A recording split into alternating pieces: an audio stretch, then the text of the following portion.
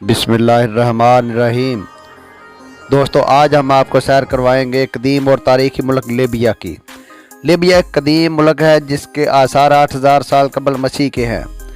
16ویں صدی عیسوی میں یہ ملک سلطنت عثمانیہ کا ایک حصہ تھا، جبکہ 1740 میں ایک جنگجو خاندان جانصار نے اس پر قبضہ کر لیا۔ 1835 میں اس کو دوبارہ سلطنت عثمانیہ کا حصہ بنا دیا گیا۔ دوستو، لیبیا کی جدید تاریخ کا آغاز 1951 سے ہوتا ہے، جب لیبیا کو آخرکار آزادی مل گئی تو اس کے پہلے بادشاہ ادریس اول منتخب ہوئے۔ لیبیا شمالی افریقہ میں عربوں کا ایک جمہوری ملک ہے۔ اس کا رقبہ 70,60,000 مربع کلومیٹر ہے۔ لیبیا رقبہ کے لحاظ سے پوری دنیا میں 16ویں نمبر پر آتا ہے، جس کی آبادی 70 لاکھ افراد پر مشتمل ہے، جو کہ پوری دنیا میں لیبیا کا آبادی کے لحاظ سے 108واں نمبر ہے۔ لیبیا کا پرچم 3 رنگوں پر مشتمل ہے، جس میں سبز، سیاہ اور سرخ رنگ کی پٹی کے علاوہ اس میں ایک 5 کونوں والا ستارہ بھی بنا ہوا ہے۔ 1991 میں یہ پرچم بنایا گیا۔ لیبیا کا سب سے بڑا شہر اور دارالحکومت طرابلس ہے۔ لیبیا کی آبادی کا زیادہ تر حصہ شہر میں رہتا ہے۔ لیبیا کے 97% آبادی مسلمانوں پر مشتمل ہے۔ لیبیا کی کہانی بادشاہ اول ادریس کے دور سے شروع ہوئی، جب لیبیا میں تیل اور گیس کے ذخائر دریافت ہوئے اور لیبیا ایک بڑی طاقت بن کر سامنے آیا۔ 1970 میں فوج نے کامیاب بغاوت کی اور صرف 500 فوجیوں نے کرنل معمر قذافی کی قیادت میں سرکاری دفاتر پر قبضہ کر لیا، اور اس طرح دوسرے فوجی افسران بھی ان کے ساتھ شامل ہونے کی وجہ سے پورے ملک پر فوج نے قبضہ کر لیا، اور اس سارے کام میں تقریباً 2 گھنٹے لگے، مگر اس کے پیچھے تقریباً 2 سالوں کی منصوبہ بندی تھی۔ اس فوجی بغاوت کی تاریخ گواہ ہے کہ اس فوجی بغاوت میں ایک خون کا قطرہ بھی نہ بہا۔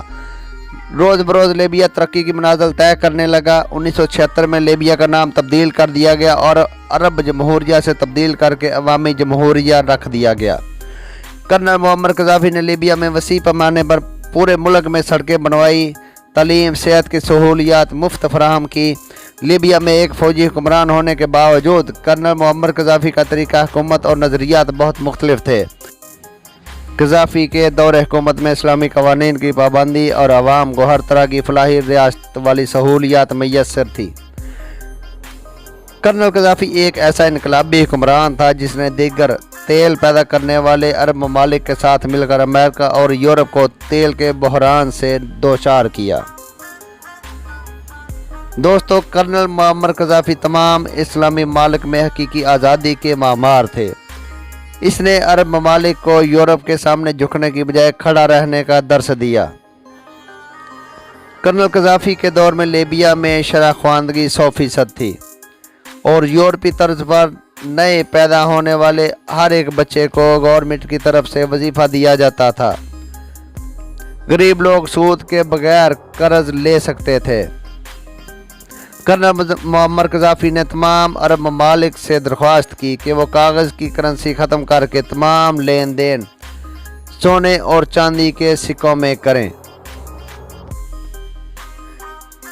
دوستو، یہی وہ اصل وجہ تھی جس کی وجہ سے کرنل معمر قذافی کو مختلف طریقوں سے زیر آتاب لانے کا فیصلہ کیا گیا، اور یہ فیصلہ امریکہ اور یورپ نے باہمی اتحاد سے کیا اور لیبیا کو کرنسی تبدیل کرنے کی سزا دلوانی شروع کر دی۔ جس طرح کرنل معمر قذافی نے بغاوت کے ذریعے حکومت حاصل کی تھی، بالکل اسی طرح اس کے خلاف بھی بغاوت شروع کروا دی گئی۔ لیکن دونوں بغاوتوں میں فرق یہ تھا کہ جو بغاوت 1970 میں کرنل معمر قذافی نے کی تھی، اس میں ایک قطرہ تک خون کا نہ بہا، مگر جو بغاوت کرنل معمر قذافی کے خلاف 18 ستمبر 2011 کو شروع کروائی گئی، اس میں خون کی ندیاں بہا دی گئیں۔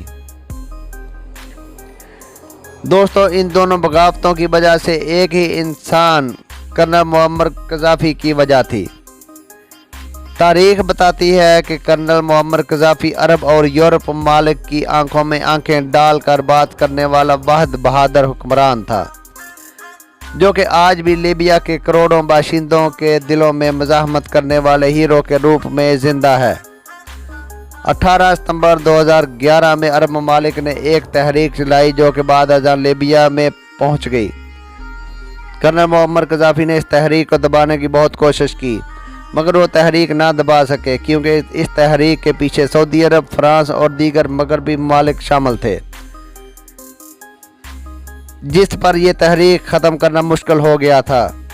कर्नल कज़ाफ़ी ने एक सुरंग में ख़ुद को छुपा लिया ताकि बैरून मुल्क जा सके, मगर 2011 में इसको मुल्क से फ़रार होते हुए गिरफ़्तार कर लिया गया।